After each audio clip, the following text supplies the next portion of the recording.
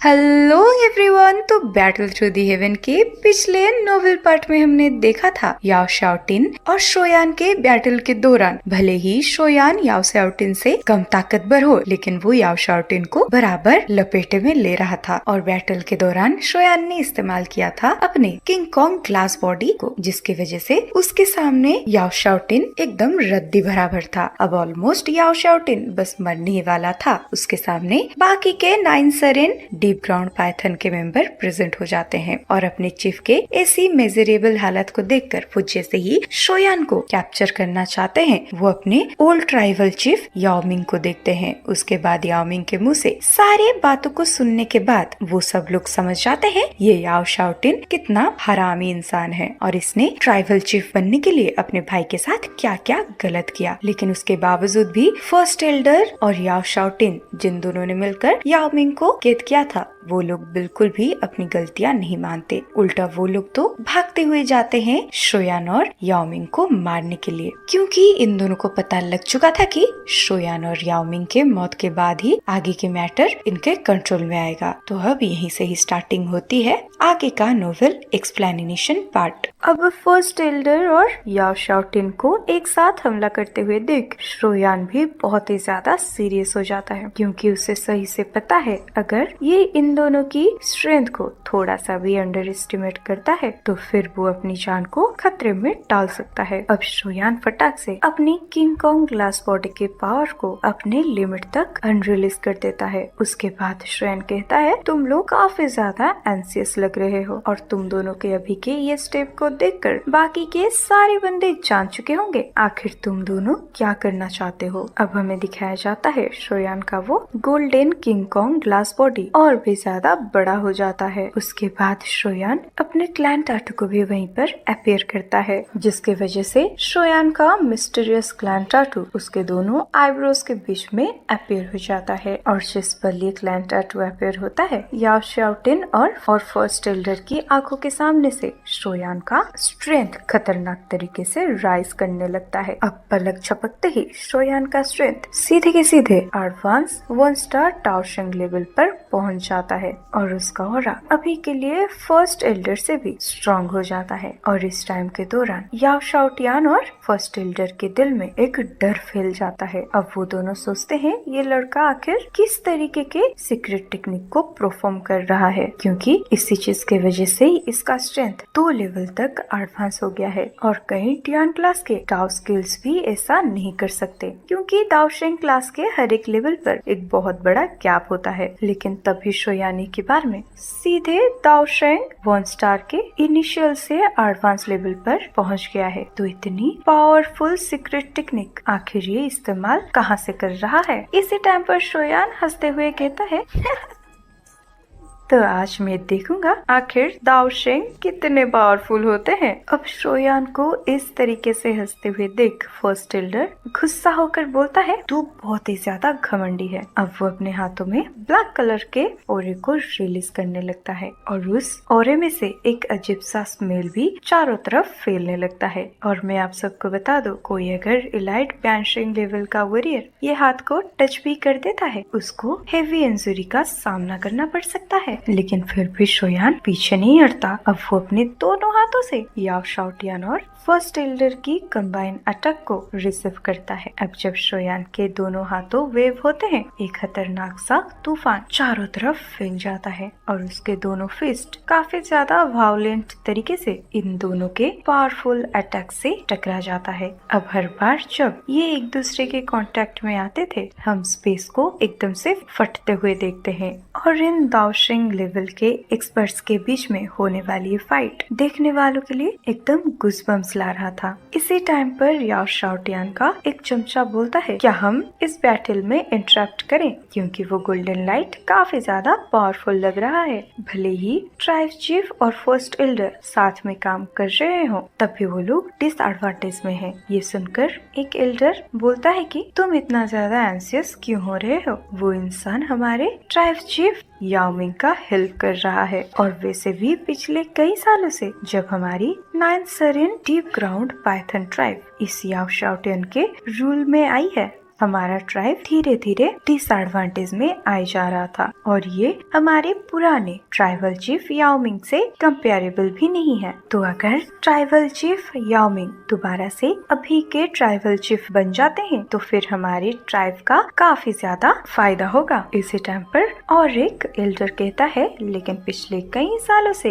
ये याओ शाओटिन काफी ज्यादा एल्डर्स को ग्रूम करता आ रहा है और अभी के लिए तुम थोड़ा हम लोगों को देखो, जिसकी वजह से वो सब लोग सीक्रेटली ट्राइबल चीफ याओमिंग के ऊपर हमला करने के लिए तैयार हो रहे हैं। अब ये सुनकर याओमिंग का एक सपोर्टर एल्डर कहता है, अरे फिर तो हमें इन लोगों को रोकना ही होगा। अब एक पल के बाद हमें दिखाया जाता है एक एल्डर्स की ग्रुप के ऊपर जो कि बहुत ही ज्यादा यंग होते हैं और वो सब लोग इंस्टेंट ही अपने टाउकी को इरेक्ट करने लगते हैं। लेकिन थोड़ी टाइम के बाद कुछ ओल्ड एल्डर उनके ग्रुप को घेर लेते हैं और वो सब होते हैं याओमिंग के वफादार। इसी टाइम पर याओ शाओटिन के चमचों में से एक एल्डर बोलता है, एल्डर मिंग आखिर आप हमें रोक क्यों रहे हैं? क्योंकि हमारे ट्राइबल चीफ अभी के लिए खतरे में हैं, तो आप इनके हेल्प ना करके बहुत बड़ी गलती कर रहे हो और हमें भी उन्हें रेस्क्यू नहीं करने दे रहे हो। तो आखिर तुम्हारा मोटिव क्या है? ये सुनकर एल्डर मिंग बोलते हैं, हाँ, तुम सब मेरे सामने छोटे छोटे बच्चे हो, लेकिन फिर भी तुम लोग मेरे सामने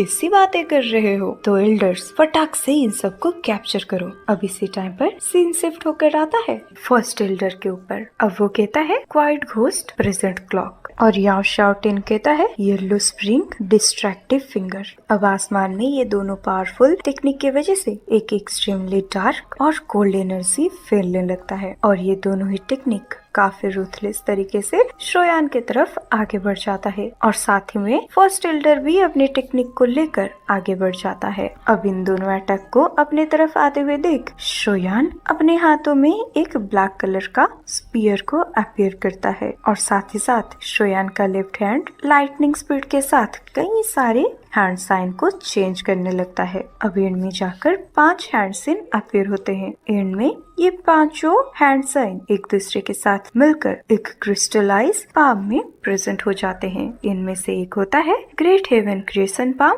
तो दूसरा होता है ग्रेट सी स्किल्स की 5 स्किल कंबाइन वाला पाम। और शोयान के लिए ये पहली बार है जब वो गॉड सी स्किल्स की 5 स्किल्स को कंबाइन कर रहा है और इसकी स्ट्रेंथ उसके ग्रेट हेवन क्रिएशन पाम से बिल्कुल भी वीक नहीं है। अब शोयान के ये दोनों ही पावरफुल अटैक आगे की तरफ बढ़ जाता है। अब जैसे ही ये चारों के बीच में कोलाइजन होता है, पूरे एरिया में एक शांति फैल जाती है और ये चारों अटैक की वजह से चारों तरफ एक अजीब सा एनर्जी भी फैल जाता है और इस टाइम पर 10,000 फीट का रेडियस पूरे तरीके से कोलैप्स होने लगता है, जिसकी वजह से आसपास का माउंटेन पूरे तरीके से डस्ट में बदल जाते हैं, जिसकी वजह से याओ शाओटिन और वो फर्स्ट एल्डर के बॉडी का खून एकदम से उनके कंट्रोल से बाहर हो जाता है। अब ये दोनों भरोसा नहीं कर पा रहे थे कि शोयान जो एक 1 स्टार डाउशिंग का वॉरियर है, वो एक्चुअल में इन दोनों के कंबाइन अटैक को इतनी आसानी से डिस्ट्रॉय कर पा रहा है। अब याओ शाओटिन मन ही मन बोलता है, डैम इट, ये याओमिंग को इतना ज्यादा पावरफुल हेल्पर आखिर मिला कहाँ से,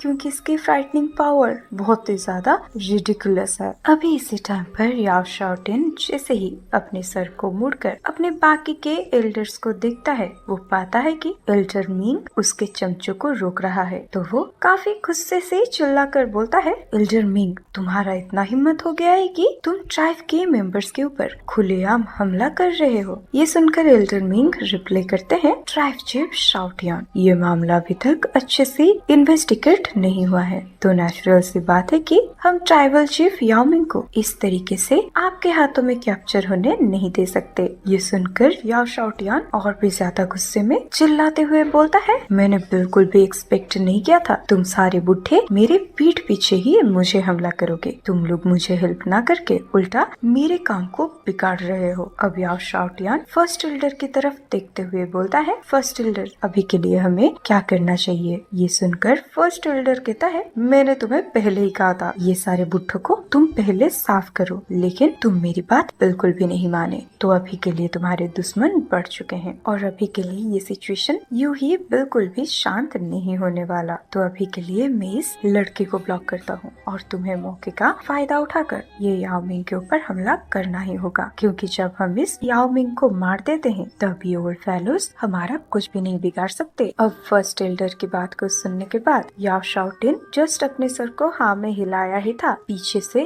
याओ मिंग कहता है मौके की तलाश वो क्यों करनी है, तुम मेरे ऊपर सीधे हमला कर दो। अब याओ मिंग समझ जाता है अब और ज्यादा टाइम वेस्ट वो नहीं कर सकता। अब जैसे ही वो अपने कदमों को धीरे धीरे आगे बढ़ाता है, एक और जो यहाँ पर सबसे ज्यादा पावरफुल होता है वो किसी ज्वालामुखी की तरह फट जाता है। अब इसी स्ट्रेंथ को सेंस करके याओ शाओटिन और फर्स्ट एल्डर की आंखें तुरंत ही पील हो जाते हैं। वो दोनों साथ में चिल्लाकर बोलते हैं टू स्टार टाओशिंग। अब वो दोनों एक्सपेक्ट नहीं कर पा रहे थे कि याओ मिंग जो धीरे धीरे मरने वाला था वो मौत के करीब जाकर भी अपने स्ट्रेंथ को इतना जल्दी रिकवर कर पाया है। और इसी टाइम के दौरान एल्डर मिंग के ग्रुप का चेहरा खुशी से भरा हुआ था और अभी के लिए ये सब कहते हैं सच में याओ मिंग चिफ कहलाने की वर्दी है, क्योंकि इनका टैलेंट उस याओ शाओटिन से कई गुना बेहतर है और हम सब मैजिकल बीस्ट है। भले ही हमारे पास इंसानों की तरह कॉम्पिटिशन स्पीड ना हो, लेकिन हमारे वर्ल्ड में कुछ 100 साल का टाइम लेकर हम बैंशंग क्लास से 2 स्टार क्लास पर एडवांस कर सकते हैं, लेकिन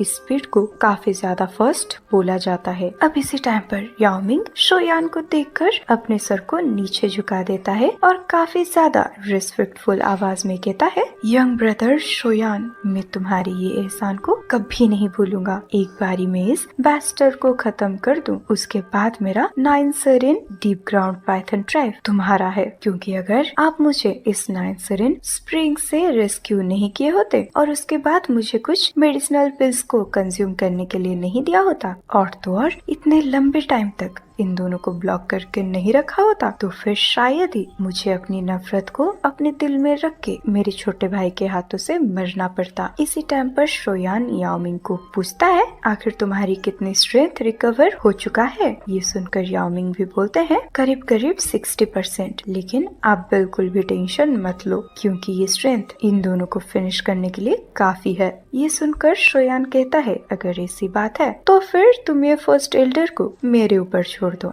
और तुम दोनों भाई अपने मामले को प्रॉपर तरीके से सेटल करो। ये सुनकर याओ मिंग सीधे के सीधे अपने छोटे भाई याओ शाओटिन के सामने प्रेजेंट हो जाता है। अब याओ मिंग कहता है, मेरे छोटे भाई, मैंने पिछले कई 100 सालों से जिस दर्द और कड़वाहट को झेला है, चलो आज मैं एक दिन में उसका 100 गुना तुम्हें रिटर्न करूंगा। अब इसी टाइम के दौरान शोयान भी अपनी जगह से मूव होकर सीधे के सीधे फर्स्ट एल्डर के सामने अपेयर हो जाता है। अब वो फर्स्ट एल्डर को देखकर मुस्कुराने लगता है और सामने से जैसे ही फर्स्ट एल्डर शोयान के फेस की वो मिस्टीरियस स्माइल को देखता है, वो समझ जाता है कि अब वो मरने वाला है। तो उसका पूरा खून एकदम से उल्टा बहने लगा था। अब शोयान का पावरफुल पंच जो कि आगे बढ़ रहा होता है, अब वो बैंग साउंड के साथ उस फर्स्ट एल्डर के डाउ की पाम के साथ टकरा जाता है। एक हॉट फायर वेव चारों तरफ फैल जाता है, जिसकी वजह से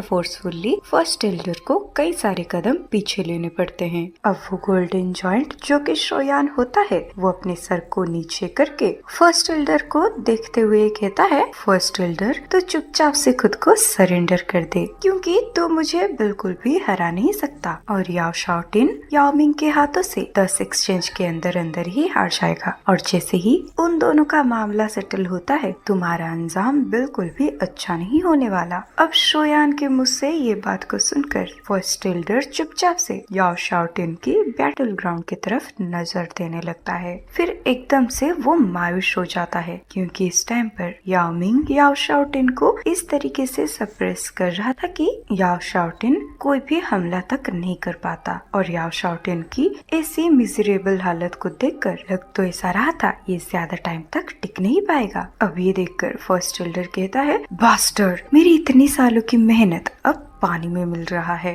क्योंकि ओरिजिनली फर्स्ट एल्डर और याओ शाओटिन सोचते थे इन दोनों ने जैसे 9 सेरेन डीप ग्राउंड पाइथन को सप्रेस करके रखा है, टाइम आने पर हर एक चीज इनके कंट्रोल में आ चुकी है। लेकिन आज का ये प्रॉब्लम उन्हें बता रहा है ये सिर्फ उनका इल्यूजन था। दरअसल इनके साइड में कोई आया ही नहीं था, और जब इनके सामने असली खतरा आता है वो सो कॉल्ड कंट्रोल एकदम ही चुप बन के रह जाता है। इसी टाइम पर याओ मिंग चिल्लाकर बोलता है, मेरे छोटे भाई, इतने सालों में तुम बहुत कम ही प्रोग्रेस कर पाए हो, मैं तुमसे सच में काफी डिसअपॉइंट हूँ। अब इसी टाइम पर याओ शाओटिन एकदम से दहाड़ने लगता है। अब इसी चीख को सुनने के बाद फर्स्ट एल्डर भी बहुत ही ज्यादा टेंशन में आ जाता है। अब जब फर्स्ट एल्डर अपने सर को पीछे मोड़ता है वो देखता है इस टाइम पर याओ शाओटिन एक डेड बॉडी की तरह माउंटेन पे गिरा हुआ है। अब याओ मिंग अपने पावरफुल पाव को लेकर सीधे के सीधे याओ शाओटिन के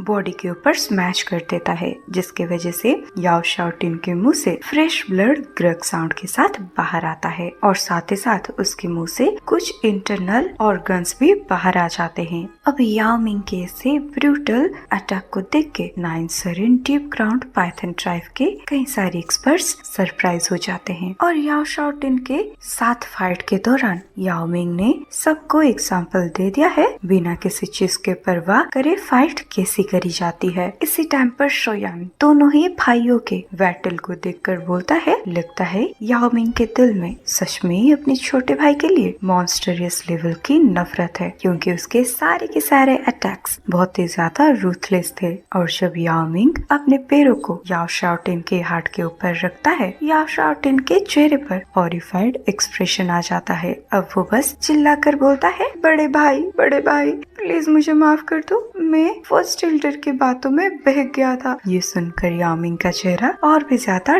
डार्क हो जाता है, और वो टेंस आवाज में कहता है, क्या तुझे अब याद आ रहा है कि मैं तेरा बड़ा भाई हूँ? क्योंकि पिछले कई 100 सालों से तेरे वजह से मैंने जो दर्द सहा है ये सिर्फ तेरे ही करामत है। अब याओ मिंग नीचे झुककर याओ शाओटिन के माथे को सहलाने लगता है। अब उसके चेहरे पर अपने छोटे भाई को लेकर एक हल्की जेंटल स्माइल आ जाता है। इसी टाइम पर याओ मिंग कहता है, पहले मैं तुझे सच में अपना छोटा भाई समझता था, और अगर तूने मुझे धोखा नहीं दिया रहता तो फिर इन फ्यूचर कभी ना कभी मैं तुझे ट्राइबल चीफ का पोजीशन दे देता। लेकिन तुझे कम उम्र में ही हर एक चीज को एंजॉय करना था, और अब क्योंकि तूने मुझे मारने की कोशिश करी तो फिर तू अपने जिंदगी के बारे में भूल जा। अब याओ मिंग के ऐसे किलिंग इंटेंस को सेंस करके याओ शाओटिन एकदम से टेंशन में आ जाता है। अब इसी टाइम पर याओ शाओटिन अपनी बॉडी को सर्कुलेट करने लगता है और खुद को एक्सप्लोड करने ही वाला होता है।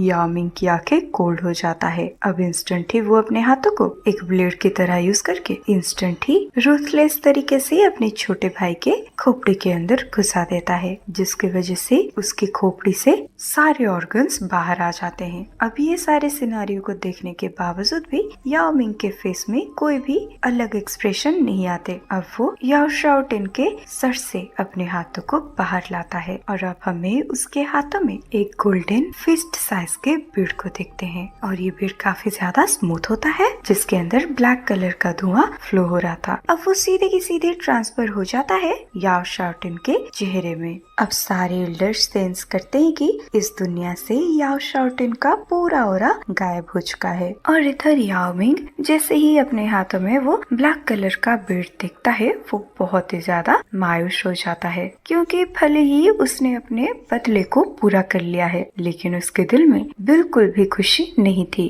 क्योंकि भाइयों का एक दूसरे को मारना शायद ये दुनिया का सबसे बड़ा ट्रैजिक सीन में से एक है। और ऐसे सीन को देख के आसमान में खड़े हुए फर्स्ट एल्डर बहुत ही ज्यादा पैनिक करने लगता है, क्योंकि उसने एक्सपेक्ट नहीं किया था कि याओ मिंग ऐसे रूथलेस तरीके से अपने भाई को मार देगा। और गाइस मैं आप सबको बता दूं, याओ शाओटिन के सर से याओ मिंग ने जो बीड को निकाला था वो होता है एक बीस्ट का मास्टर कोर, जिसके वजह से एक मैजिकल बीस्ट दोबारा से जन्म ले सकता है। लेकिन ये याओ मिंग अपने छोटे भाई को दोबारा बिल्कुल भी इस धरती पर लाना नहीं चाहता, जिसके वजह से उसने ये खुद रख लिया है। अब इसी टाइम पर शोयान याओ मिंग को बिल्कुल भी डिस्टर्ब नहीं करता, क्योंकि आखिरकार वो दोनों भाई थे और अपने हाथों से अपने ही भाई को मारना ये कितना ज्यादा दर्दनाक है ये शोयान पूरे तरीके से समझता था। अब कुछ टाइम के बाद याओ मिंग अपने छोटे भाई के डेड बॉडी को अपने स्टोर रूम में स्टोर करके फर्स्ट एल्डर की तरफ देखते हुए डीप आवाज में कहता है, फर्स्ट एल्डर अब तेरा टाइम आ गया। अब गाइस अब फर्स्ट एल्डर के साथ क्या होने वाला है वो तो मैं आपको अगले पार्ट में बताऊंगी, लेकिन ये फर्स्ट एल्डर भी बहुत ही ज्यादा चतुर आदमी है। देखना ये कैसे आगे खुद को बचाएगा। तो गाइस अभी के लिए आज का वीडियो आपको कैसा लगा वो मुझे कमेंट सेक्शन में जरूर बताना, और जाते जाते वीडियो को लाइक और शेयर करना तो बिल्कुल भी मत भूलना। चलो बाय, मिलते हैं अगले पार्ट में।